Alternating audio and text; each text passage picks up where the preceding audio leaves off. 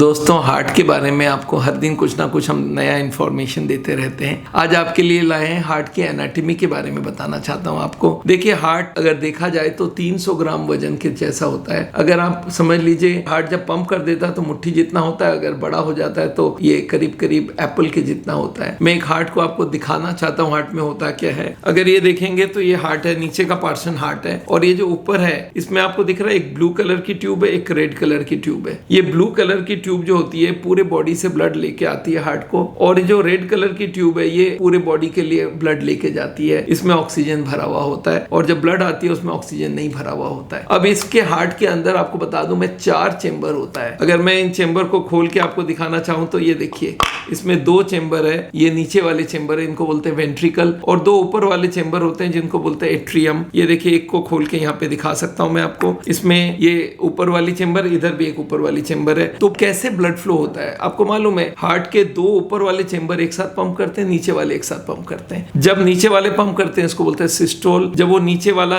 Pump करता है तो ब्लड निकल के 2 तरफ जाती है। दोनों चेंबर्स में से एक ले जाती है लंग्स को और एक ले जाती है पूरी बॉडी को। जो बॉडी को ले जाता है वो सबसे इंपॉर्टेंट चेंबर है, इसको बोलते हैं लेफ्ट वेंट्रिकल, एलवी बोलते हैं हमारे भाषा में। लेफ्ट वेंट्रिकल ये पंप करता है तो ये पूरे बॉडी को ब्लड देता है। और लेफ्ट वेंट्रिकल सबसे मोटे दीवार वाली होती है क्योंकि इसको पंप करना था पूरे बॉडी को। राइट वेंट्रिकल जो होती है वो छोटी होती है, इसकी जो मसल्स होते हैं थिक नहीं होती है क्योंकि सिर्फ लंग्स में ब्लड भेजना पड़ता है। अब देखिए सर्कुलेट कैसे होगा, पूरे बॉडी की ब्लड आएगी ब्लू ट्यूब से चेंबर 1 में, इसको बोलते हैं राइट एट्रियम। राइट एट्रियम से ये जाएगी राइट वेंट्रिकल में, और राइट वेंट्रिकल में जो ब्लड आया उसमें ऑक्सीजन नहीं है, वो भेजेगा लंग्स में। हार्ट के दोनों तरफ लंग्स होता है, वो लंग्स में ऑक्सीजन भरी और भर के ये आ गया लेफ्ट एट्रियम में, और लेफ्ट एट्रियम से जाएगी लेफ्ट वेंट्रिकल में। और जब लेफ्ट वेंट्रिकल पंप करेगी तो ये लाल वाली ट्यूब, इसको एओर्टा बोलते हैं, इससे पूरे बॉडी को ब्लड जाती है। तो ये सारी चीजें आपको जानकारी होनी चाहिए। हार्ट में 4 चेंबर है और ये चारों चेंबर एक के बाद एक पंप करती है। पहले अगर देखा जाए सीक्वेंस में देखूं तो ब्लड आया पहले चेंबर नंबर 1 में, इसको राइट एट्रियम बोले, फिर राइट वेंट्रिकल गए, फिर लंग्स में होके 3 नंबर चेंबर मतलब लेफ्ट एट्रियम में आई, फिर लेफ्ट वेंट्रिकल नंबर 4 में गया, और 4 जब पंप करेगा तो ये ऑक्सीजनेटेड ब्लड पूरे बॉडी को जाएगी। अब ये बात आती है कि हार्ट को, जो ये हार्ट की बीमारी की बात हम लोग कर रहे हैं उसमें क्या होता है। ये जो हार्ट है इसको खुद को जो ब्लड सप्लाई मिलती है वो एक ट्यूब इधर से मिलती है, एक इधर से मिलती है, एक पीछे की तरफ मिलती है। इनको बोलते हैं कोरोनरी आर्टरीज, और इन्हीं के अंदर ब्लॉकेज होती है। जो रेड वाली ट्यूब आपको दिख रही है, एक राइट साइड में इसका नाम है राइट कोरोनरी आर्टरी, एक लेफ्ट में सामने की तरफ है लेफ्ट एंटीरियर डिसेंडिंग, और लेफ्ट के पीछे है लेफ्ट सर्कमफ्लेक्स। ये 3 ट्यूब कितनी मोटी होती है? पेंसिल के जितना मोटी होती है। आप समझ लीजिए 3-4 मिलीमीटर की ट्यूब होती है, और ये जब जाते रहती है तो हार्ट के अंदर जड़ें देती रहती है, इसके ब्रांचेस निकलते हैं, सब जड़ें देती हैं। तो इस एरिया को सप्लाई करता है राइट कोरोनरी आर्टरी, इसको करता है लेफ्ट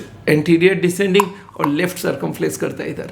ये 3 ट्यूब में अंदर चर्बी जम जाती है, ब्लॉकेज होती है। यही विश्व का सबसे खतरनाक बीमारी है जिसको बोलते हैं कोरोनरी आर्टरी डिजीज, जिसकी वजह से आज लाखों करोड़ों लोग हार्ट अटैक से मारे जा रहे हैं। और हार्ट के पेशेंट्स को ये मालूम होना चाहिए कि इन ब्लॉकेजेस को फैट्स के द्वारा बनाया जाता है, और फैट्स के नाम है कोलेस्ट्रॉल एंड ट्राइग्लिसराइड। तो एनीवे, इसके बारे में हम लोग आगे भी बात करेंगे। आज आपको हमने बताया हार्ट होता कैसा दिखने में, इसके चेंबर्स कैसे होते हैं, और इसके अंदर वेल्व्स होता है। एक चेंबर से दूसरे चेंबर में जाने का जो रास्ता होता है उसको होता है वेल्व, और वेल्व हमारे हार्ट का फ्लो जो होता है उसको एक तरफ करता है। जैसे चेंबर 1 से 2 में गया तो वेल्व के थ्रू गया, पर आने नहीं देगा वेल्व वापस, इट्स अ 1 वे वेल्व। और जब 3 में गया तो 3 से 4 में ही जा सकता है, वापस नहीं आ सकता। 4 जब पंप करेगा तो पूरे बॉडी में जाएगा, वापस नहीं आ सकता है। तो इस तरह के 4 चेंबर में 4 वेल्व लगे हैं जो यूनी डायरेक्शनल फ्लो रखता है। तो एनीवे, आज आपको थोड़ा बहुत हार्ट के बारे में बता पाया हूं, आगे आपको और बहुत सारी नई इंफॉर्मेशन देंगे। एनाटॉमी ऑफ द हार्ट जानना बहुत जरूरी था, इसलिए आपको बताया। हार्ट के जो ब्लॉकेजेस होती है हार्ट के आर्टरीज में होती है,